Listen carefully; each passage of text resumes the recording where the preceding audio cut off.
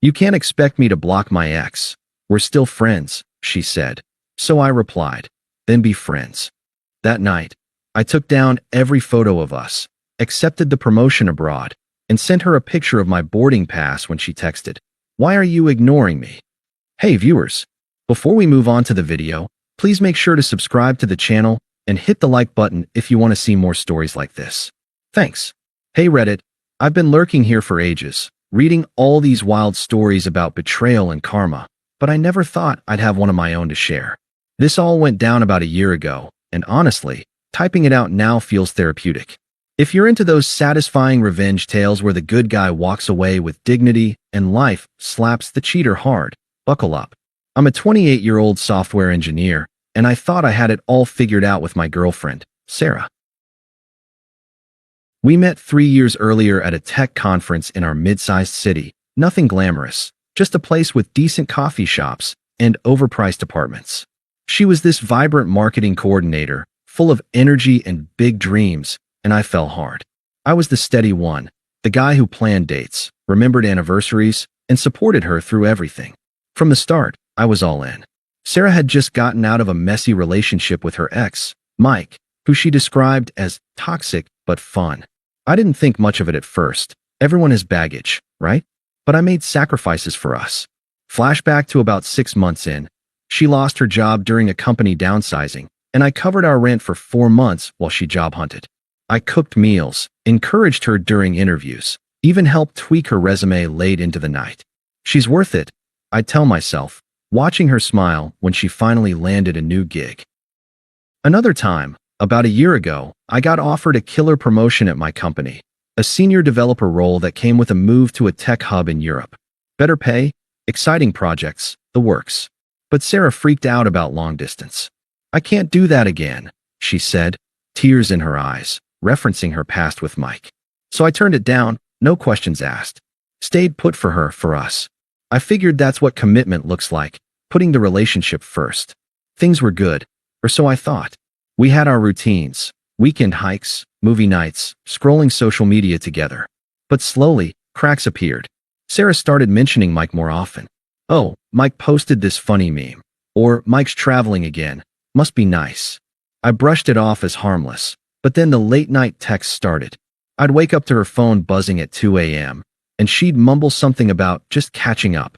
One night, I glanced over and saw a message from him. "Miss our adventures," winking-faced. My stomach dropped. Was this emotional cheating? It felt like it, but I didn't want to be the jealous boyfriend stereotype. I confronted her the next morning over coffee. Calmly, no yelling. "Sarah, those texts from Mike, they make me uncomfortable. If we're serious, maybe it's time to set some boundaries, like blocking him." She rolled her eyes, setting down her mug with a clink that echoed in our quiet kitchen. "You can't expect me to block my ex. We're still friends," she said, her tone smug, like I was being ridiculous. "It's not a big deal. Mike and I have history, but it's platonic now. You're acting insecure, babe. If you trusted me, this wouldn't even be an issue." I sat there, staring at my coffee getting cold. Her words stung, dismissive, like my feelings were an annoyance. "Friends," I repeated, keeping my voice even. "If that's what you need, then be friends. No begging, no argument." I just nodded and excused myself to work. Inside, though, it hit hard. History? Platonic? I'd given up opportunities for her, and here she was, prioritizing some ex who'd dumped her years ago. But I didn't push. That was my mistake, or maybe my saving grace. The rest of the day dragged. At work, I buried myself in code, but my mind wandered. Flashback to last Christmas. I'd surprised her with tickets to a concert she'd been dying to see, even though it meant dipping into savings. She'd hug me tight, whispering, "You're the best."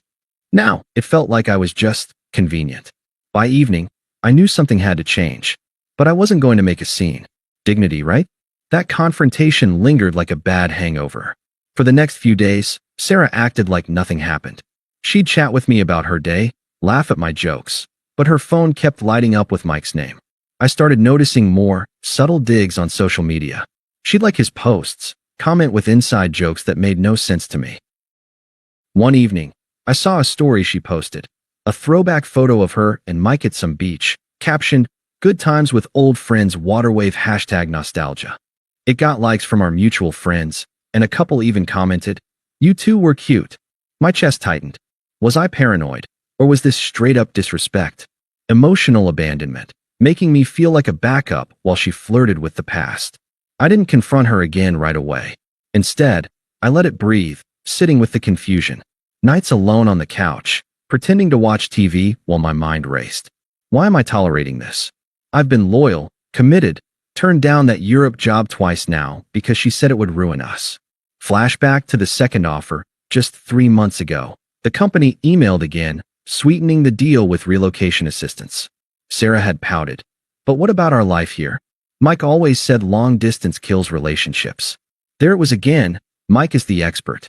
I'd reassured her, we'll make it work here.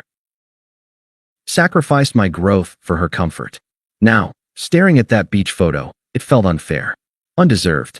Like I was pouring into a cup with a hole in it. A week later, things escalated. I came home from work to find her on the phone, giggling. She hung up quickly when she saw me. "Who was that?" I asked, casual as I could manage. "Just Mike," she said, waving it off. "He's going through a rough patch. Needs a friend." That night, we had the talk. She initiated it, sitting me down on the couch with that serious look. "Look, I've been thinking," she started, her voice steady, almost rehearsed. "I need space. Mike understands parts of me that, well, you don't. You're great, but you're so settled, so predictable. I don't want to hurt you, but this friendship with him, it's harmless, and if you can't handle it, maybe we're not right." I leaned back, processing her words. Excuses piled up. "It's not cheating, we're just talking. You're making it weird by being jealous." Twisted logic followed. "If you really loved me, you'd trust that Mike's just a friend. Blocking him would be controlling, and I won't live like that. I deserve someone who lets me be free." She said it all with this smug edge, like she'd already won the argument in her head. Dismissive, as if my 3 years of commitment were footnotes. "So what now?" I asked, my tone flat. She shrugged. "I think we should take a break. See where things go." No tears from her, just that casual cruelty. I nodded slowly. "I get it. Do what you need." No emotional outburst, no pleading. I stood up, grabbed my laptop, and went to the bedroom. She looked surprised, like she expected me to fight. But I was done. That night, while she slept, I made my move. First, I logged into social media and took down every photo of us. Hundreds of them, from vacations to lazy Sundays. It felt like erasing a chapter, but it was liberating. No more pretending, I thought. Then, I emailed my boss. I'm accepting the promotion. Ready to relocate ASAP. They'd kept the offer open. Thank God. By morning, I had a start date in 2 weeks, a fresh life in that European tech hub, with a salary bump that would change everything. The next day, Sarah noticed the photos gone. "What's this about?" she texted while I was at work. I didn't reply. More texts came. "Why are you ignoring me?" I waited until evening, then sent one thing. A photo of my boarding pass for the flight out. No words, just that. She blew up my phone, calls, voicemails, but I let them ring. Detached. Disappeared, in a way. It wasn't revenge, it was self-preservation. For the first week abroad, I focused on settling in. New apartment with a view of cobblestone streets. Team lunches with colleagues from around the world. But the silence from home let the unfairness sink in deeper. Mutual friends messaged, "Dude, you overreacted. It was just friends." One even said, "Sarah's hurt. You left without a fight." I ignored most, but it stung. Hurt. She discarded me like yesterday's news. Confusion turned to clarity in those quiet moments. I'd been mistreated, manipulated into feeling like the villain for wanting boundaries. But now, free from it, I started breathing easier. Those first weeks in Europe were a mix of jet lag and revelation. I threw myself into the new job, leading a team on AI projects that actually challenged me, unlike the routine stuff back home. The city was alive, cafes spilling onto sidewalks, historic buildings mixed with sleek tech offices. I rented a small apartment with a balcony overlooking a river, and for the first time in years, I felt light. No more walking on eggshells, wondering if Sarah's phone would buzz with Mike's name. But I didn't rush into celebrating. I let the betrayal simmer, processing it in quiet moments. Walks along the water at dusk, where I'd replay her words. You're so settled, so predictable. It hurt, yeah? I'd been loyal to a fault, putting her first, only to be discarded like an old app update. Confusion lingered. Was I too boring? Did I deserve this? But slowly, it faded into acceptance. This wasn't my fault. It was her choice. I blocked Sarah on everything that first night, but mutual friends kept the updates coming, at least initially. A guy from our old circle, Tom, messaged, "Hey man, Sarah's saying you ghosted her out of nowhere. That's cold." Another, Emily, "She's really upset. It was just friends with Mike. Give her a break." Their words were unpleasant, laced with that toxic loyalty to her version of events. I replied to a couple politely, "Appreciate the concern, but I'm good." Then I muted the group chats. Let the silence build. It was unfair, them painting me as the villain when she'd been the one manipulating boundaries. But I didn't argue. Dignity meant not stooping to explanations. Months passed before karma started showing its teeth. I wasn't stalking. I'd unfollowed everyone, but snippets trickled in through unavoidable overlaps, like a shared Spotify playlist or LinkedIn connections. First, Sarah's social media went quiet, then exploded with vague posts. Sometimes people aren't who you think, pensive-faced. Turned out Mike wasn't the fun friend she'd sold him as. From what I pieced together via a neutral acquaintance's DM, he'd been using her, borrowing money for his adventures, crashing at her place, our old apartment, and flirting with others behind her back. Then it got ugly. A public blow-up. Mike posted a rant calling her clingy and broke, exposing their friendship as a full-blown affair. He'd been unstable all along, job hopping, temper issues, and once he drained her savings on a failed business idea, he ghosted her. Dumped her via text, just like she'd essentially done to me. Sarah unraveled fast. Lost her job, too distracted, showing up late after nights arguing with him. Friends distanced themselves when the truth surfaced. Even Tom admitted in a message, "Dude, we had no idea." Mike's a mess. She became isolated, posting desperate pleas for real friends online. Broke, too. Our shared lease ended, and she couldn't afford the rent alone, ending up crashing with her judgmental sister. It was ironic. She'd chased excitement with Mike, only to end up in the instability she'd feared with me. I didn't gloat, just observed from afar, focusing on my own rise. Gym sessions turned into a routine. I picked up language classes, even started dating casually. A colleague introduced me to Anna, a sharp designer who actually valued stability. This is what moving on feels like, I'd think, no longer vulnerable, just clear-headed and free. The middle of it all breathed slow. I sat with the unfairness during rainy afternoons in my apartment, sipping coffee and staring at the river. Flashback to our last trip together, a weekend getaway I'd planned, surprising her with her favorite wine. She'd been on her phone half the time, texting Mike. Now, that memory didn't sting, it taught. I'd been mistreated, yes, but it pushed me here, to a life I wouldn't trade. Her attempt started small, about 3 months in. A text from an unknown number, her sister's phone. I later realized, "Hey, it's Sarah. Can we talk? I miss us." I didn't respond. Then voicemails. "Please," I was stupid. Mike meant nothing. Progressively desperate, showing her hypocrisy. Friends got involved, their messages unpleasant and pushy. Emily emailed, "You're being immature. Sarah's going through hell. Least you could do is hear her out." Tom called, guilting, "Man, her family's worried. She's not eating right. Come on, for old time's sake." Toxic, like I owed her salvation after she'd dismissed me. The calls escalated. One night, my phone rang at 2 a.m. local time. Her, slurring slightly. "Why'd you leave like that?" "I needed space, not for you to vanish." I picked up once, curious more than anything. "Sarah," I said calmly, "what do you want?" Her voice cracked at first, apologetic. "I messed up. Mike, he was abusive, took everything. I see now how good you were. Please, let's try again. I can visit.